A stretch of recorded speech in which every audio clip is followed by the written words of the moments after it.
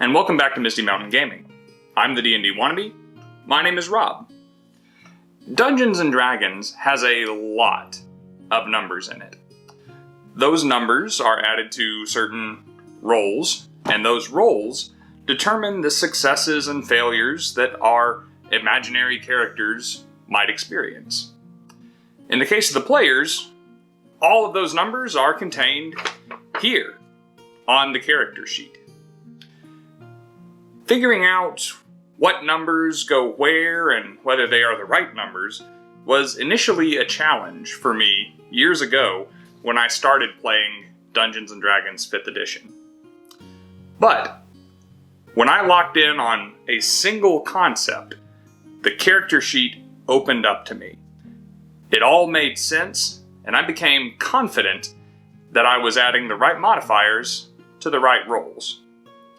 That concept is the proficiency bonus. Your proficiency bonus applies to many aspects of your character sheet and increases your modifiers for some very important rolls. Understanding what your proficiency bonus is, what it represents, and what it means for your character is one of the basic building blocks of understanding the game. So, let's talk about it. Are you ready? Let's begin. A proficiency bonus in Dungeons & Dragons 5th edition represents a character's comfortability and familiarity with certain actions, equipment, or defenses.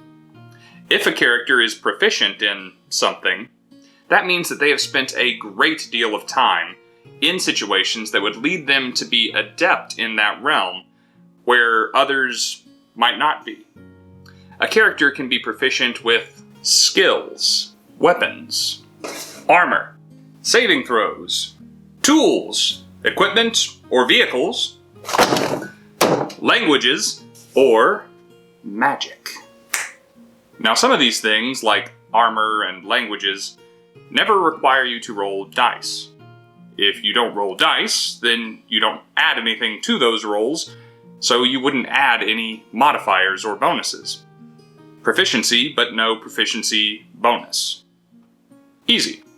But in other cases, as with attack rolls, saving throws, and skill checks, you may be called upon to roll a d20 to determine how good you are in that moment in exercising that proficiency. When you do so, you get to add a special bonus signifying your proficiency to that roll, making you more likely to succeed. That bonus for your proficiency is called your proficiency bonus, and is located right here on your character sheet. On the character sheet, you'll notice several empty little circles next to your skill checks and your saving throws that you can color in to remind yourself that whenever you roll that type of save or skill, you get to include your proficiency bonus. Your character's chosen starting class will determine almost all of their proficiencies. For example, each class is proficient in 2 of the 6 types of saving throws. Also, at level 1, your character gets to choose from a predetermined list of skills unique to that class, which ones their particular character will be skilled in. Your background usually provides you with a few skill, tool, or language proficiencies as well, and you may get 1 or 2 from your selected race. After that point, it's not guaranteed that your character is going to gain any new proficiencies, outside of choosing certain subclasses, taking certain feats, or acquiring specific magic items. So be sure that the proficiencies that you begin the game with are ones you're happy with. They may be the only ones you ever get. At first level, your character's proficiency bonus is +2. That means that whenever you are rolling something that you are proficient in, you get to add 2 to the result, plus the relevant ability score modifier. Now, 2 may not sound like that big of a number, and I get that, but when you're playing a game where successes and failures are determined by rolling a d20, this increases your odds of success by 10%, which is nothing to sneeze at. When you are trying to pass a difficulty class, you are much more likely to succeed when you get to include your proficiency bonus. As the adventure continues and your character levels up, your proficiency bonus will continue to increase too. Notably, it increases at the same rate regardless of class, multi-class, race, or any other considerations. It is based purely upon your character's total level. At level 5, your proficiency bonus goes from a 2 to a 3. And then, every 4 levels, it will continue to increase by 1.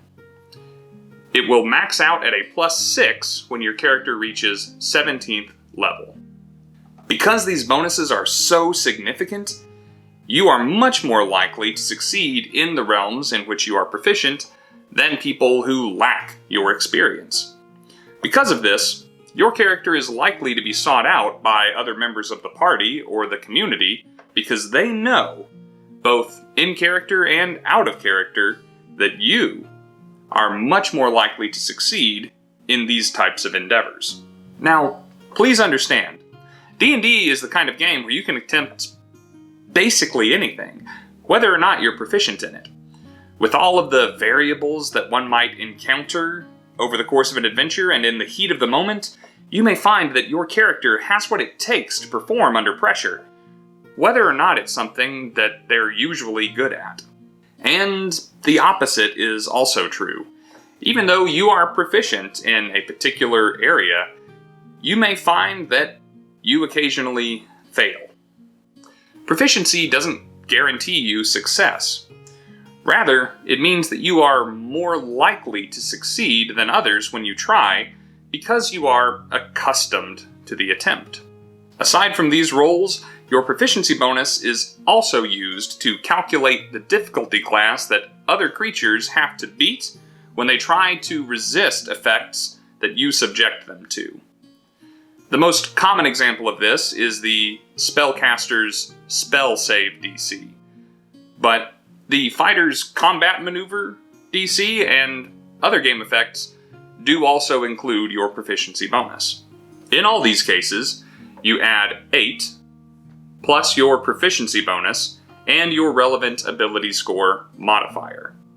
As your proficiency bonus goes up, so does the difficulty class other creatures need to resist you. This is to exemplify that more experienced, and therefore higher level, characters have developed a mastery over their spells and techniques that make them more difficult to defeat. Also, certain game effects will affect your proficiency bonus, such as the Bard or Rogue's expertise class feature, which allows them to double their proficiency bonus to particular skill or tool checks.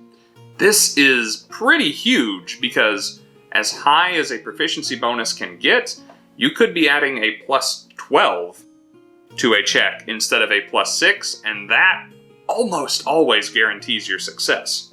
Also, a Bard's Jack of all trades class feature allows them to add half of their proficiency bonus to every ability check that doesn't already include their full proficiency bonus, meaning that Bards are good at everything. Love those guys.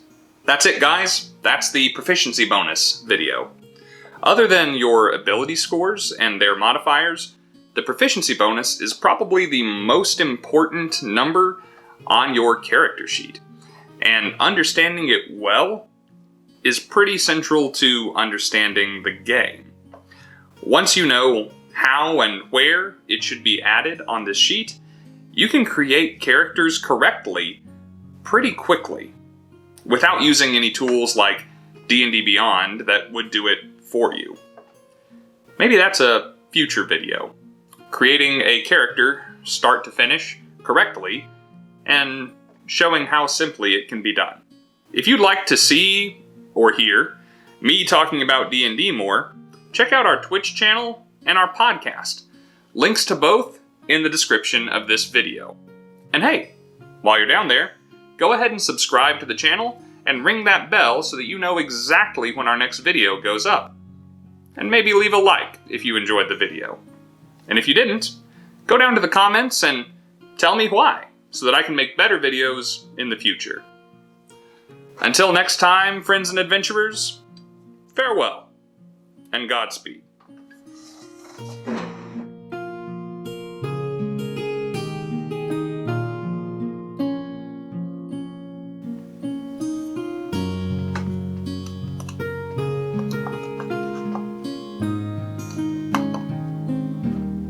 I knocked over my dice.